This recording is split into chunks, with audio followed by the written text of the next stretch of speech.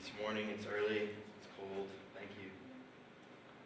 Thank you, Kai, for creating this last year, and thank you to the whole team for bringing this back, bringing me back. Thank you to the 9 people who came and sat with me yesterday. I see a lot of you here. Thank you guys and ladies for sitting with me and answering my really weird question, why are you here? Which is kind of confronting, but when I set up those sessions, are we cool with the mic? Yeah, it's a bit, no, it's good. So when I came up with that question, it was just like, that's what I really wanted to know. I mean, I wanted to do those sessions to be able to connect with you guys and share a bit, but I just wanted to, like, why are you here? That's what I wanted to know. So that when I came and stood here today and spoke to you, I wasn't just looking at a bunch of faces and just speaking what I thought was cool or important, but I was answering that question. And I never ever know what I'm going to say. I'm not going to talk for the next 90 minutes. I'm going to talk for hopefully 10 or 20 minutes, unless I don't realize what time it is and I speak the whole 90. But my intention is to talk just a bit, share a little bit with you about the way I see the world, so that you can look at the world through my eyes just for a little bit. And hopefully that will mess with your head a bit, and that will like make some things be like, that doesn't fit, that's not that simple or whatever. And you'll have some stuff that comes up like, yeah, but it's different for me. And then we can just have an argument about it for the next hour. But not to argue for the hell of it, but just to create something new, a new way of seeing that maybe gives you access to new choices with which you can create a different life. And so it'll be a dialogue. So yeah, back to that question, why are you here? So I asked that question and I got some answers. I got 9 different answers, and then I just let that kind of sit, and then last night and this morning, the stuff started coming to me that I wanted to share with you guys. And I just figured it out like 30 minutes ago. So it might sound weird, it might sound irrelevant, but hang with me, because it's so relevant. And what I want to share with you isn't about me, it's about you. And this is so relevant to this, lifestyle design, to living from the inside out. So I got married like 2.5 years ago. So my wife's name is Kalpna. She's British Indian. And we wanted to build a family. We settled in California about 6 months ago, but we started working on the family building thing over a year ago. The fun part, right? At the beginning, making lots of love. But as anybody who's gone through that journey knows, it's both exciting and also can be kind of sad and challenging. So, you know, you do the thing, you think it's supposed to be easy, and then you go and you do the little pregnancy test, and it didn't work. Okay, well then we'll keep trying. And you go through that a bunch of times. And after you go through it, like the first time you're like peeing on the stick, don't look, I'm peeing, well, okay, let me see. Like, it didn't work. And then after a while, it's like you kind of get used to it. Yeah, you're going to take the pregnancy test today, yeah, great, cool. And then you kind of forget, yeah, she's doing that, whatever. You're not even thinking about it, just for the guy, she's doing that. And then one day you're downstairs and you hear, die! From the bathroom, like, what the fuck, what? You're like, oh, shit. Okay, all right, cool. And then she's pregnant, and then you're pretty sure, but you have to go to the pharmacy and buy like more of them and piss on the stick like 15 times, and then you're like, is it really? Yeah. And then you go to, you wait for the doctor's appointment where you go and you piss in their cup, and then they do their test, and like, okay, well, a doctor did it, it must be true, right? So,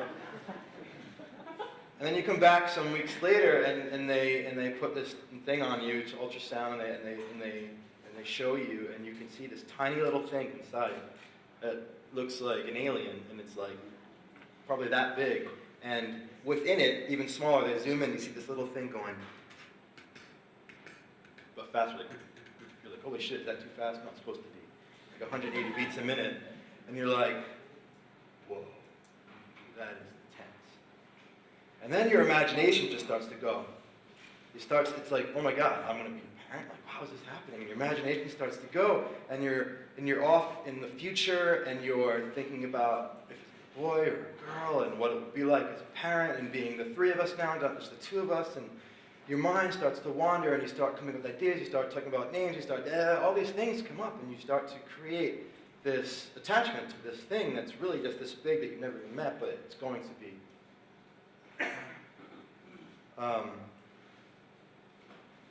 in March, we were about 13 weeks into this journey, and we were out with some friends in south of England, staying with them. And I did my shower, went downstairs, and Kathleen hadn't come down for breakfast yet, so I went back up, and she was frowning, and she was in bed, and I was like, "What's the matter?" She said, "I'm bleeding." And I was like, "Is that normal?" I don't know. So we jumped on Google, and that sucked. Started Googling, and it wasn't a good sign.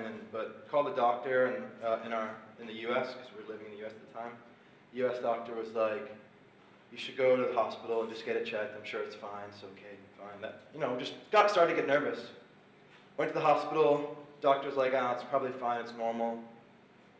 But we'll just do a scan just in case, since you're here. We'll just check it out, just to confirm." So we go into the room, and we sit down in front of this machine with this doctor. The last time we'd done this, it was really exciting. And we're sitting there, and we're like, "Hey, it should be fine." He's saying it should be fine. Let's just get through this.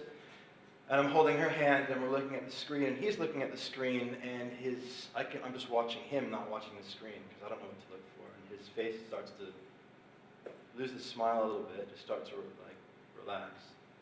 And then I notice him swallow, and he's not moving. And I say, "What's going on?" And then I notice him take a breath, and he's not moving. And then I notice him swallow. And he starts to shake his head a little bit. He looks at me. And when you turn the faucet on in the morning for the first time you've seen water that day? That's what happened to my eyes in that moment. I've never experienced crying like that before. It just exploded out of my face and my wife's. And we were distraught. We were distraught. We lost the baby at 13 weeks.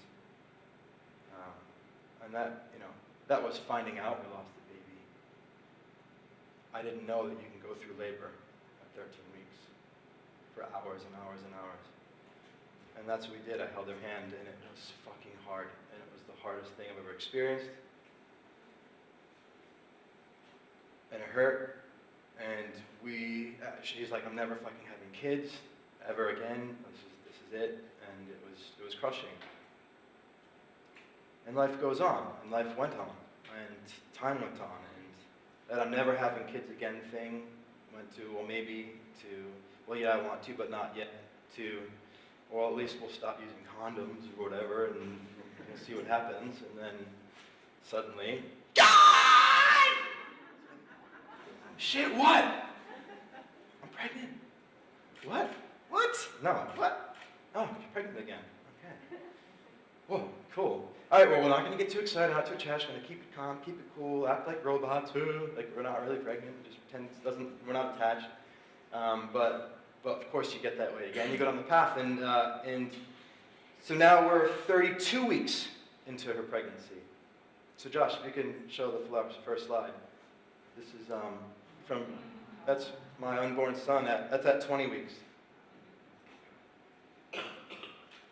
So we're feeling really good, we're confident, we're happy. I mean, she's, the fact that I'm here when she's 32 weeks pregnant is kind of crazy, but that's another testament to how beautiful this event is and why I wanted to be here. Why am I telling you this? How is this relevant?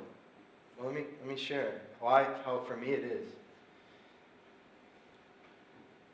When I was in science, I grew up Catholic, and then as soon as I was old enough to not go to church, I stopped because I was so into science and logic and reason, and I was one of those people that was hardcore evolutionist and God is dead,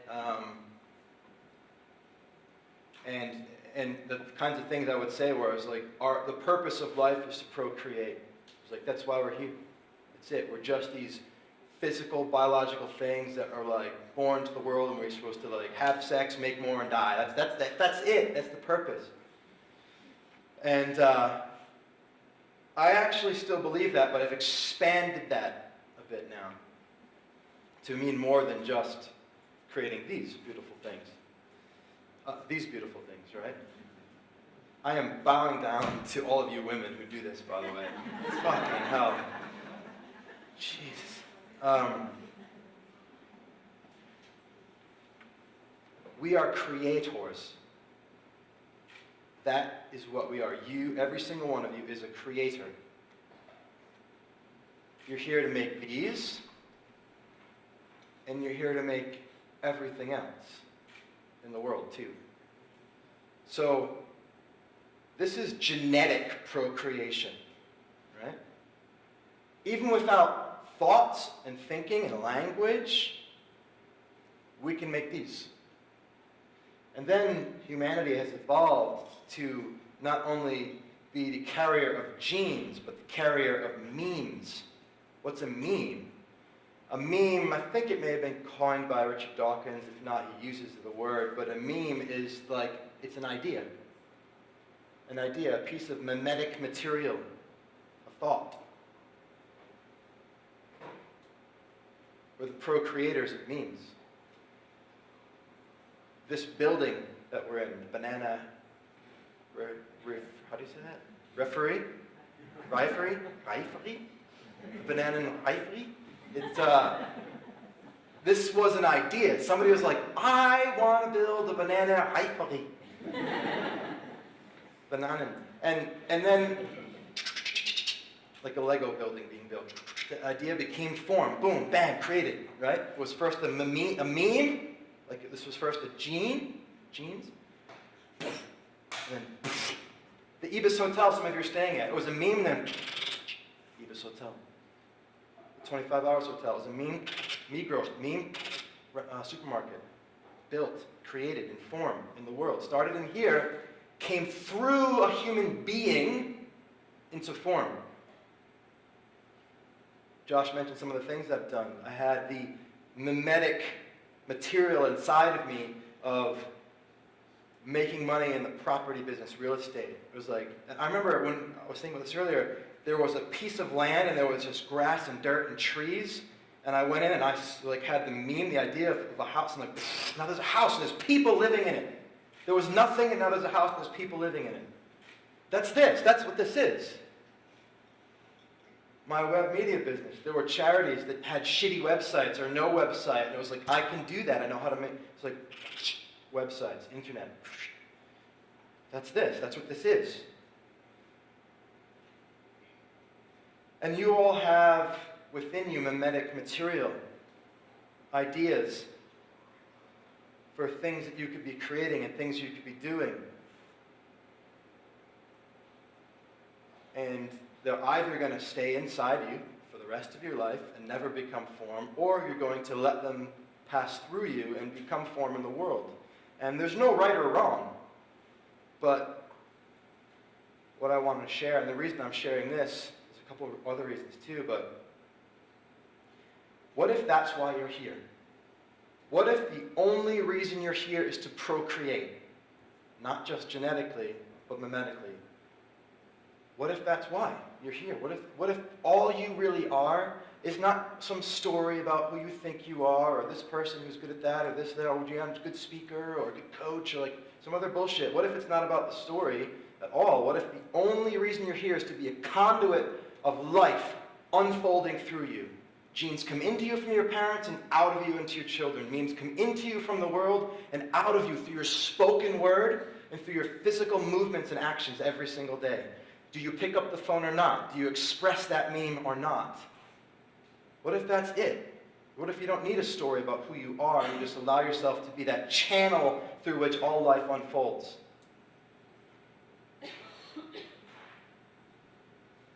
thing is, we get attached though. Like, we create this, we see the beating heartbeat, and then we fall in love with it and we don't want to lose it. But the other reason I shared the first story with you, not the story about this child that we're going to have, but the first one was because we're so afraid of that happening, and I fucking know how scary it is. We're afraid of that moment where the water faucet turns on, right? And how much it hurts. We don't want to go down this path of creation and falling in love with a possibility and then have it not work out.